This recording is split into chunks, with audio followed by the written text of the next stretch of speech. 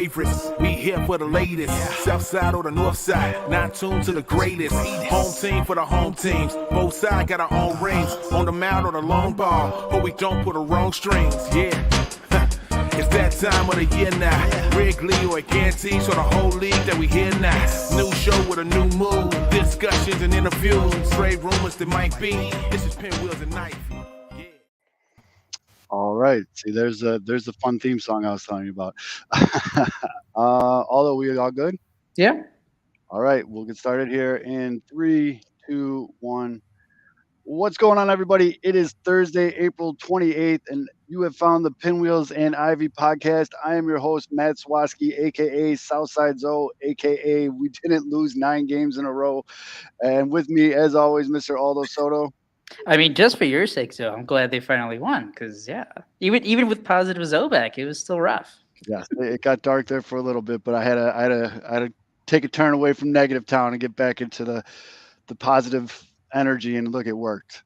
And that third member that you see on your screen, if you're watching us live on Wednesday night, that's not Kevin Fiddler.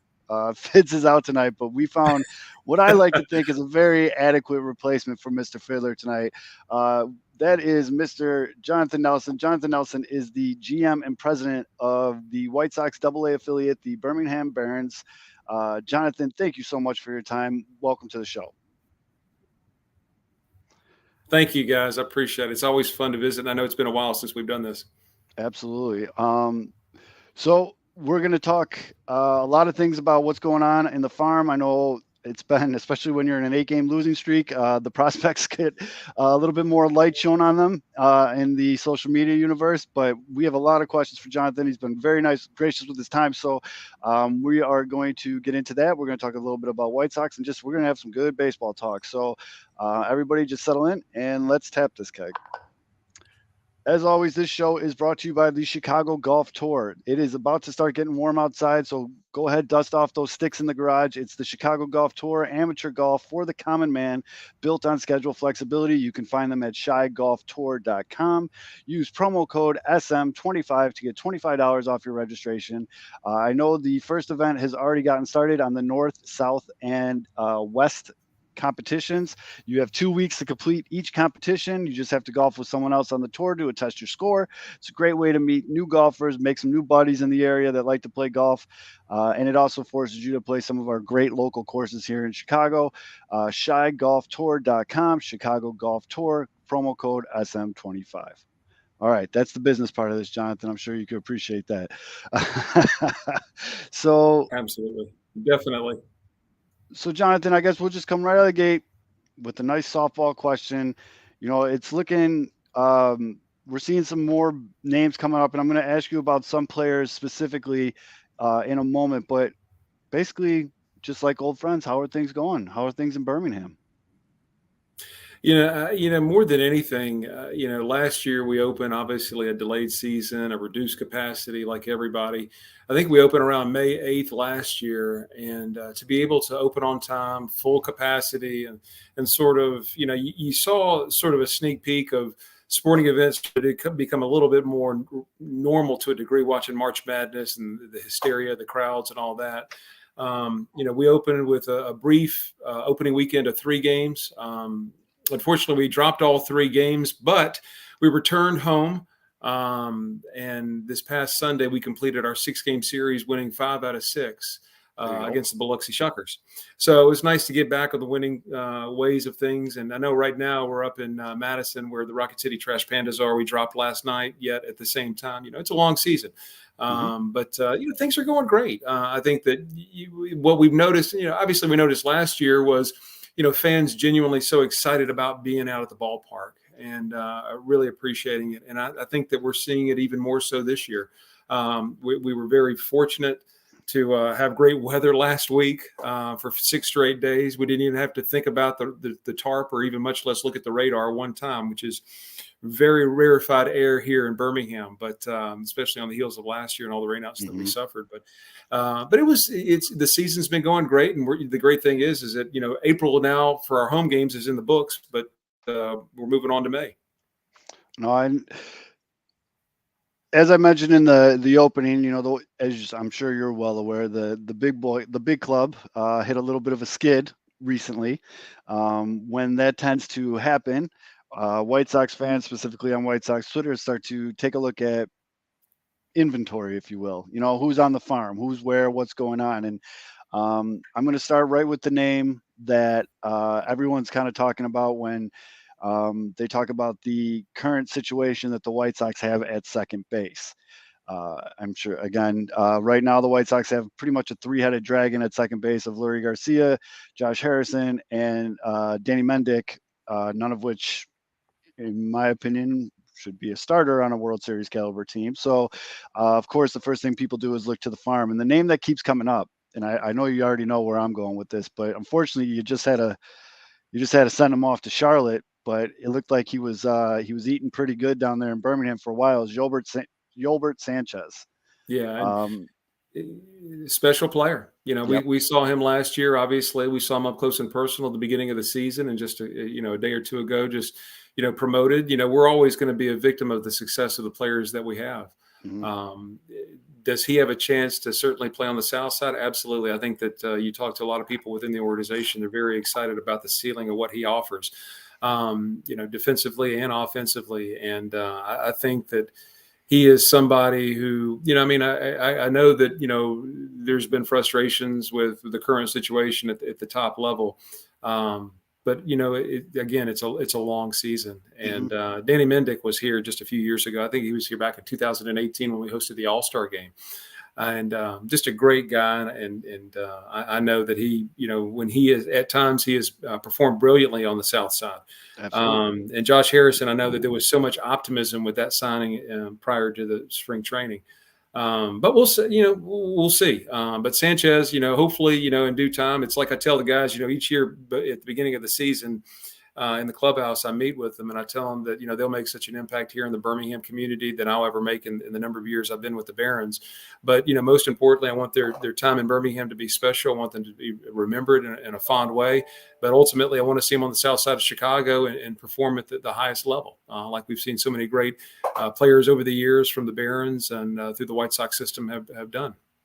No, and I like that. I mean, I think that's really interesting, and it's got to be such an interesting part of your job, as you put it, being a victim of the player's success. And yeah. It is. And, in 2013, when we opened Regions Field, our current ballpark downtown, which is incredible, second to none, we're celebrating our 10-year anniversary at that ballpark this year.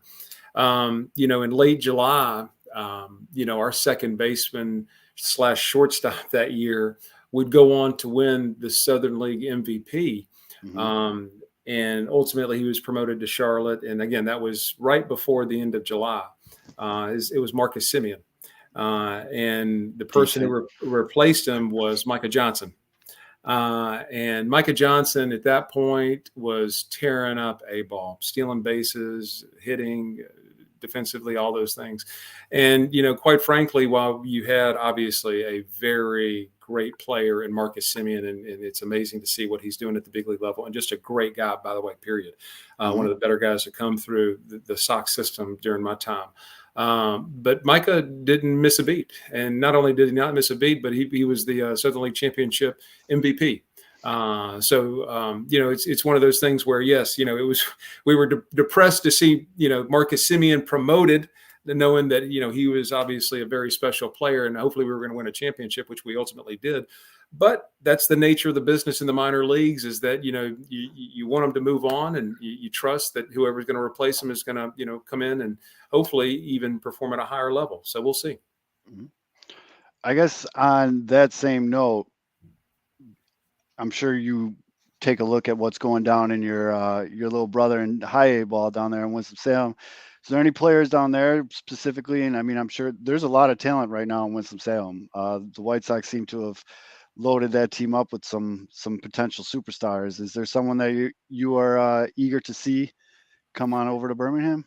Last year, we had when the White Sox had their draft class, I think that because of timing of the Major League Baseball draft, I think that ultimately they had their draft camp here in Birmingham, which was really a lot of fun. I think that it saw them a sneak peek of some of the great ballparks that are within the White Sox system. I mean, obviously the White Sox in the entire system, whether it be Winston-Salem or Charlotte or Birmingham, have some of the best modern day ballparks, facilities for training and all that.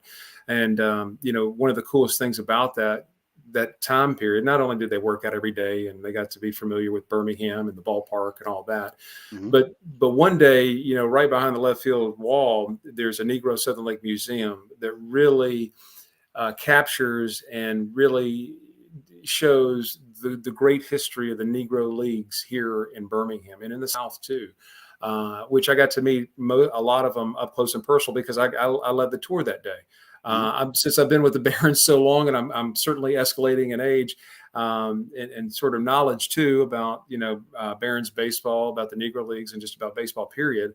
I gave them the tour, not only about some of the great players that are in the Negro Leagues back then, whether it be Willie Mays or Satchel Paige that played for the Barons or Mule Suttles, but some of the great players that we've had over the years in Birmingham, like Mike Cameron and Bo Jackson.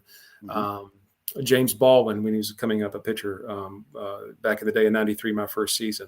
But to answer your question, I think right now, instead of naming, I mean, there's a lot, obviously you got Montgomery and it would be a rush to get him here in Birmingham this year.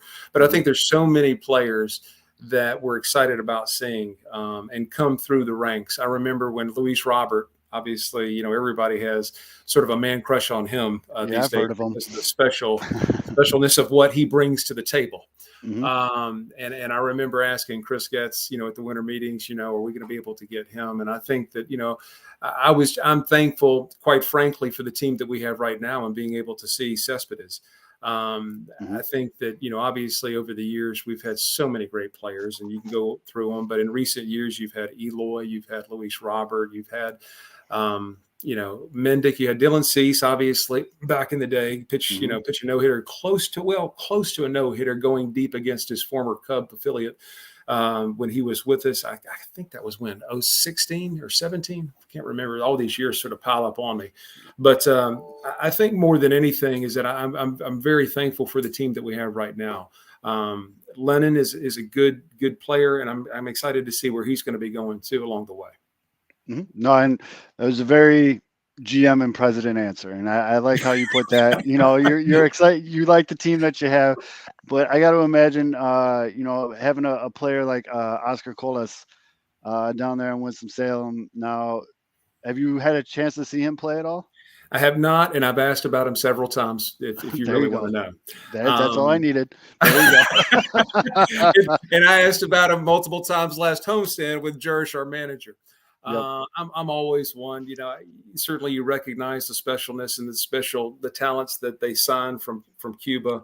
And, we've been very fortunate over years, like I said, to have a lot of those players come through Birmingham. And, while I have not seen them up close and personal play, my expectations are probably like any other White Sox fans out there is that they're high, knowing what we were acquainted to with all they've had over the years from an international level. So I'm excited. I've asked multiple times. I've been given the answer that it's probably going to be too aggressive for this year, but you never know the way things go. And the great thing about the White Sox system, and I was talking with Jersh about this, is that I've never seen the White Sox system so loaded with outfield prospects and have developed so many recent outfielders in the past few years. I mean, it is incredible. And I think Cespedes, obviously, I think that, people were very excited about what they saw in spring training and what he did in Birmingham last year, too, at the tail end of the season for his basically last month of the minor league season. But, he is one that I would, while I have no insider information and nor would I ever, suggest it on this, but I would think that, he would be somebody that would, obviously that they're looking forward to continuing to promote and get experience and ultimately get to the south side of Chicago. Now, the one other name I want to ask you about, because he seems to be having a great year, slashing 311, 403, and 433 with an OPS of 846 is the third baseman Sosa. Yeah, Sosa. I don't really know too much about that kid. What kind of player is he? He was with us last year, and Linen Sosa. He's Yeah, a I didn't very even try to solid. pronounce the first name. I knew I was going to say it wrong, so I didn't even try. He's a very solid player, and I think that there is certainly reason to be optimistic and excited about him. I mean, I think over the years we've seen so many prospects that have been, fair or not, been given a high ranking and sky high expectations. I think he is a solid player, offensively and defensively, in my humble opinion, even though I don't evaluate players. I think that he is somebody who I think that they're high on, and that they feel they like what they see. Let's just say. Okay. No, that's speaking of expectations, and then just quickly going back to Cespedes, I'm going to ask you an unfair question, but we're going to make you answer it anyway. Now, you just said you're not into the player evaluation, but just from taking a look at him, can you compare him to anyone that's like gone through the system since you've been there? Anyone that he reminds you of as a hitter, just overall player, defender, anything? Oh, goodness. From a comparable standpoint, from stature, all that. That's a good question. And you've certainly stumped the band on that one. From an outfielder standpoint, I'm trying to go through the Rolodex of names in my mind. Oh goodness, I really don't know. He's obviously not a large guy like Eloy, nor even Robert in regards to height. A smaller in stature kind of guy, but to me, I mean, obviously, his brother in stature and all that, just very similar. And by all accounts, my interactions with him as recent as Saturday is that he's a very, very good kid, and I think that he has everything in perspective. So I'm very excited. You always want to be cautiously, sort of tap the brakes and not go, full steam and all in. But I'm very excited about him and the potential for what his future is with the White Sox. That was a lot better answer than us comparing his swing to Sammy Sosa like 3 weeks ago. Yeah, we like to do that. So one of my favorite recent baseball pitchers, not pitchers, pictures, is of Nick Madrigal and Luis Robert, and they're wearing those Magic City uniforms. Oh, yeah. Now, I know, obviously, Nick has gone to play on the north side. We don't talk about it as a sore subject. But I think I'd be doing a disservice as the resident hat and uniform guy on the show to ask, the Magic City uniforms. I believe you guys wear them, every Thursday night? We wear them every Thursday night. Certainly one of our more popular uniform schemes. When we were silver and black from 93 until, let's see, my first year as GM was 2005. And I think we changed the uniform scheme in 2008 to our current uniform scheme. And the reason why we did that is because prior to silver and black in 93, which obviously the White Sox, I think they changed theirs technically at the end of the season of 1990, but I guess full steam ahead, in 1991 when they moved into New Comiskey Park. But we reverted back to that black and red because it was more of a traditional Barons, not only Barons uniform color scheme, but also blended in the Black Barons uniform color scheme as well. And so when we went with, when Michael Jordan was here, which was my second year with the Barons, obviously notorious for wearing the black mesh tops. And so we had a red top. We had, of course, the white pinstripe top in our uniform scheme. And so going to Magic City, we had a local advertising firm design it along with the hat. And it's incredible. It's people, that's their favorite jersey. But the players love it. Back when we first introduced it, Zach Collins was here, and, they loved it so much that they wanted to wear it on the road. There's certain things that, I'll cave in and say, yeah, we can do here and there, but we don't want to wear them out. But at the same time, you also want to, do a simple favor for the players when they want to wear something like that, especially if you're playing good. So definitely. Now, we do have a couple we have a good question here from our chat because, as you know, we are live. If anybody you want to join the chat, ask some questions. As long as you're not a jerk, we'll ask them. But is there a lot of White Sox fans down in Birmingham? Is it mostly Braves country, or because of your affiliation with the team? And I mean, what's the fan situation look like down there? Yeah, I mean, I grew up not in Birmingham. I grew up in South Alabama, right across the bay from the Mobile. And but to answer your question, I've been in Birmingham long enough, and despite the fact of being from South Alabama, I grew up a White Sox fan, and it's not because people think I'm a White Sox fan because I work for the team and I'm obligated to do that. But to answer your question about White Sox fans, because we've been with the White Sox since 1986, you naturally grow. And the great players that we've had, whether it be, Jack McDowell back at Rickwood Field and the Hoover Met, or whether it be Frank Thomas or Robin Ventura, or, of course, my first, Mike Cameron, or, my first year as GM when we had Bobby Jenks, Chris Young, all those guys over the years, Joe Creedy, Neil Kotz, all those guys over the years, Mark Burley, of course. But you naturally grow a pretty good base. Now, this will always be Braves territory, always will be. I mean, we're 2 hours away from Atlanta. And obviously, they had a great run in the 90s and certainly a great run last year. So, that's where we're at. So we'll always battle them. We see an uptick when the Mississippi Braves come in town. Just because, obviously there's that local connection of Braves fans, but we do have actually a decent amount of White Sox fans here in town, not even remotely close to what would be, even in a distant suburb of Chicago, but still, right. We've got our White Sox fans here. No, that's great to hear. And now, as someone that pays close attention to the White Sox farm system, there's always this, I don't know what's the word I'm looking for, although I'll tell you I'm really good with words. But there's always this like underlying theme that Birmingham's a tough park to hit in. And that if some of these prospects can put up some good numbers in Birmingham, that they should be able to do well in Charlotte and so on. Is that how you feel about your park? I know the park is top of the line. I know the facilities are fantastic. But hitting wise down there, do you think it's one of the more difficult parks to hit in? In the old days, from 1988 until 2012, we played at the Hoover Met, and people, remember that from, obviously Terry Franco was our manager and Jordan played there and all that. That was a pitcher's park. The power alleys. It was really embedded when they built that ballpark.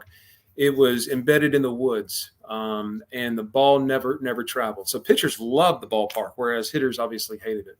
When we designed Regions Field, we talking with the White Sox, and Buddy Bell was with the White Sox back then, is that, we wanted to obviously, sort of create a unique dimensions, and you want to have the short porch and a home run porch in right and left field and all those kind of things. And additional type of seats. But the one thing that was important to the White Sox was keeping the integrity of the power alleys, in center field the same as what they had at the Hoover Met. Whereas we drew in the corners in, at Regions Field. Let me get some water. Yeah, I was going to say, take a minute. No problem. See, it's so hard to hit in there. It's hard to talk about. But it's an easier ballpark to hit, easier for me to say.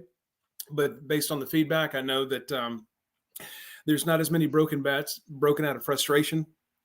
But it's a much easier ballpark to hit. Okay, fair enough. I hate to do this, but I'm going to do it because it's been such a long time since we've talked, and I think we have a whole new audience since the last time we talked. But as just a massive Michael Jordan fan, and I know it was your second year down there in Birmingham, can you tell our audience a little bit of what it was like having Mike, as the documentary likes to say, when Michael Jordan rode the bus? Oh my gosh. It was, it's been so much fun in recent years when you have all the variety of documentaries that come out, Mhm. whether it be, Jordan Rides the Bus, the ESPN 30 for 30, or whether it be obviously The Last Dance last year. And it's always fun to go down memory lane, and obviously a different world back then. And, when you look back at it, it was one of the most incredible experiences. And I tell, now just, Kurt Bloom, our radio broadcaster, and myself are the only guys remaining on staff that were here in '94. But it's hard to describe. I mean, it was just obviously a different world. I mean, to fathom the world that existed without the internet, Right. without email, and without the popularity of even cell phones to a degree back in '94. It's just a different world. But everything, I've always compared it to, certainly like being a Lakers game. You never knew who was going to show up that night. He was a very personable and approachable person. And it was, whether the team was at home or on the road, it was always going to be, you're going to put in a maximum effort and be worn out by the end of the day. I mean, it was, if the team had an off day, Jordan was probably either in a suite signing autographs for his upper deck deal, or on the field, filming a commercial for Gatorade or Hanes or another one of his sponsors. It was a show, but when it ended, and just more than anything, thankful, because it was such a unique experience. I mean, I was at the '93 playoffs, the LCS, that night of Game 1 when they during the documentary, when the rumors started swirling and he threw out a first pitch and all that kind of stuff, and I was there for Game 2 and then drove back within a week to I guess Game 6. And unfortunately, I saw him lose all 3 times, I guess. But it was just unbelievable from beginning to end. And no matter what you do, my son is somebody he's in college and he wants to work in sports and he loves baseball. Baseball is always his thing. So we watched that 30 for 30 that time. And I was pointing out all the people and George Kohler and all the others, and everything about it was completely accurate. I mean, that year we led the league and everything from cars parked to beers poured to clubhouse attendance. I've never seen so many folks in the clubhouse just wanting to be a part of the action. The stories are endless of, there was a guy, you had 3 levels of security to get down to the clubhouse. And there was a guy that posed and got through 2 levels of security posing as Scottie Pippen.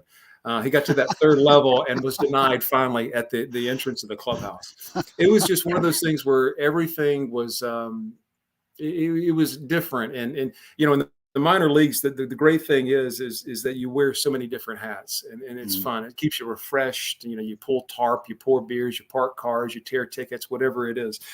And so back then, my second year, you do, and I was at that point, I was still aspiring to be a radio broadcaster. And so to appease me, even though despite the fact that I ultimately recognized that I had negative talent to even go any further than that. I guess I don't want to say my claim to fame, but certainly, what I did, I was the backup PA announcer a lot of times. So I was the PA announcer the day Jordan got his first hit on the Sunday afternoon against Joe Ganote. And I guess the final 2 games of his career in Birmingham, along with other ones as well. But it was always fun because I actually like being a PA announcer because more than anything, it allowed me to score a game. And that was fun. Oh, absolutely. I got to imagine, and being your second year in Birmingham to be tops in the league and all those cars parked, beers poured, all that stuff. The next year you kind of be like, all right, we got to hit in the next year, you're right. I mean, not only, were you, the drop was dramatic. Right. The intensity, the overall, you were still living on sort of the fumes of people. There were still, groups from all across the country that still wanted to come out and just to see, even though Jordan was, obviously back in basketball at that point. Mm-hmm. But it was not the same. It was, what they would say is that, Elvis left the building, or it was like the Beatles without John Lennon. And it was just a different kind of show. But it was back to normal, back to business as usual. So, but more than anything, when you go back to and you revert back to those days, you certainly, I think that '94, for me at least, you worked so much, and I can't under really explain I can't really explain enough how much it wore you out every single day. We averaged, and I did the arithmetic at the end of the season. We averaged for us because we averaged over 10,000 fans a game, I'm sorry, for every Friday, Saturday, and Sunday. Okay. The capacity at the Hoover Met, if I'm not mistaken, was 10,500. And we had the second to last Jordan game. We had over 16,000 people. I think that's the day that the fire marshal sort of looked. I was going to say, where'd you put them? Yeah, every blade of grass in the berms, and the fire marshal looked the other way and said, go at it. But it was fun, unique, demanding. Yet at the same time, it was one where, and we made fun of our PR guy. I never saw the movie Space Jam. I saw the first part of it when they're playing golf and all that. And the PR guy is played by the guy that I guess plays Newman on Seinfeld. Sort of a guy that's sort of a suck up kind of guy or whatever it was. And our media guy back then, his name was Chris Pica, and just a great guy. And one thing he said during that season, in which we all sort of scoffed and laughed at, whatever it was, and he said, Michael Jordan autographed his resume and autographed, basically that year. And so when you look back at it, and he did that really for all of us, because no matter where you go, what you do is that I'll always be sort of associated, even though I was in the front office and selling tickets and doing a variety of other things. It was cool to be part of that fun, unique, roller coaster of a ride.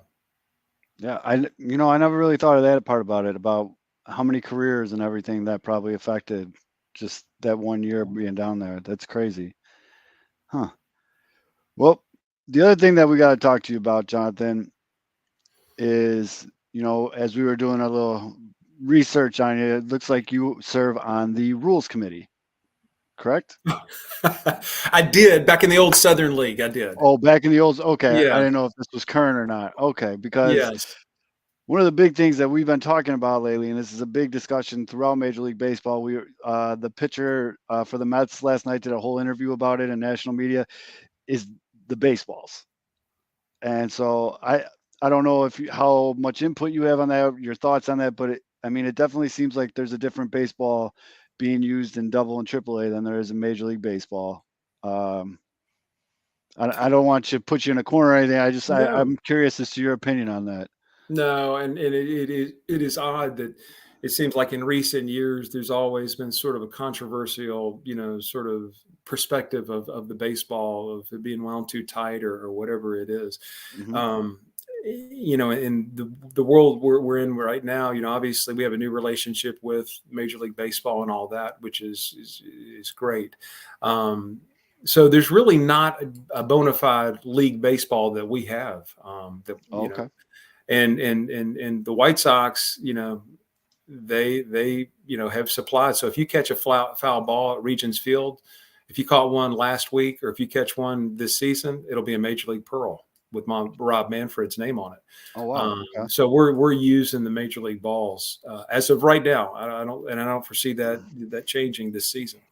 So I think from what I was told, that the White Sox sort of made that decision, up and down the system, and I think actually it's a really good idea, because if you're going to play with one certain ball, you should be consistent throughout your whole development process. Oh yeah, I definitely agree. I think that's going to get you the most accurate read on what you've got in a player. If they're using a super juice ball and all of a sudden they hit 40 home runs, it's not going to do you any good. And then the other thing that was rule wise, and I guess as a former good research, Matt, committee member of the rules committee, what are your thoughts on the new pitch clock? We've talked about that, and I talked to Jersh about it, and we, usually, I'll go down and visit with him on a daily basis, the manager, whoever it is, and Jersh, Justin Jersley, our manager, and this is his second year with us, just a great guy. He played with us for, I guess a proverbial cup of coffee a few years ago until he hung up his spikes. But, his dad was his longtime coach and third base coach in the Royals. And so just a great guy, and a guy that is, for his age, you see him and he looks like he's a sophomore in high school, but he's very knowledgeable. And the great thing is his connection with the players is unbelievable. Obviously being a player not too far ago. But with the pitch clock, It's sort of, for me, I'm sort of, I'm a naturalist. I'm a baseball guy. I mean, I love the simplicity of what it was. I mean, my answer is probably, and I told this to Jerish, is that if I'm a fan and I'm at a game, I don't want the game to go quick. I want it to be, I want it to, continue to sort of be at its natural pace. Because I have skin in the game, because I'm working the game. It's not the end of the world that I can, grab a beer at 9:30 or 9:45 when the game's over. So it's one of those things where I certainly see the validity and to it. Back in the day, whether it be David Ortiz or Nomar Garcia-Parra adjusting their batting gloves and stance and all that kind of stuff ad nauseum, really dragging out at bat. You got to be a little bit much. I like, at times a brisker pace. The old Mark Burley games. I mean, when Mark Burley pitched in Birmingham, or obviously with Chicago, it was all about get the ball, wind up, and deliver, and back. I mean, he was notorious. I remember one time he pitched here, and obviously, a 2-hour game was not beyond off limits. And so if I'm a spectator and a fan, I definitely want it to be slower, but I actually like the pitch clock idea. I really do. Yeah, the old joke here is when you saw Burley was pitching that night, you had to go buy 4 beers at a time, otherwise you weren't going to be able to get anymore. No, and I guess the last thing I want to ask before, again, thank you very much. And if you were just joining us now, we're joined by Jonathan Nelson, the GM and president of the Birmingham Barons, being very generous with your time. A South Side of Chicago kid like myself who's never been down to Birmingham, and I'm trying to rectify that. I got to get down to your park. I've watched many games on the live streams and things like that, but I really do need to get down there. What kind of promotions, or what would you recommend would be a good time for a guy like me to come down to Birmingham? Well, the perfect time would be honestly June, July, somewhere in that vicinity. When you come to Birmingham, I think White Sox fans notoriously know Birmingham for a variety of reasons. Despite if you eliminate Michael Jordan from the equation, which you can't, but the Frank Thomases of the world and all those. Absolutely. I mean, you always saw it on the back of the baseball cards, Birmingham, or you heard about Birmingham, and the White Sox have always trusted this designation, this affiliate, this level, to put their biggest prospects, and really, a lot of them made major steps, and really, again, really, put themselves on the prospect map, in their overall development into their major league career. And so when you come to Birmingham, the first thing I would tell you is that we have the best of all worlds. If you really you love baseball and you love the history of baseball, is that you have Rickwood Field, which was the home of the Barons, the Black Barons, the Birmingham A's from 1910 to 1987. And then, of course, you have the Hoover Met, which is still in existence and is primarily used for the SEC baseball tournament and Hoover High School football. And that we were there, obviously, from 88 to 2012. And then you have, of course, the modern day Regions Field, 2013 to the present day. We do have, honestly, within a block, a Chicago deep dish place that's really good called Tortugas. It's not a Southern accent. Carlos and his family run it. They worked a deep dish in Chicago. They're from Chicago. I never held it against him that he's a Cubs fan. So there's plenty of Cubs memorabilia. Go ahead.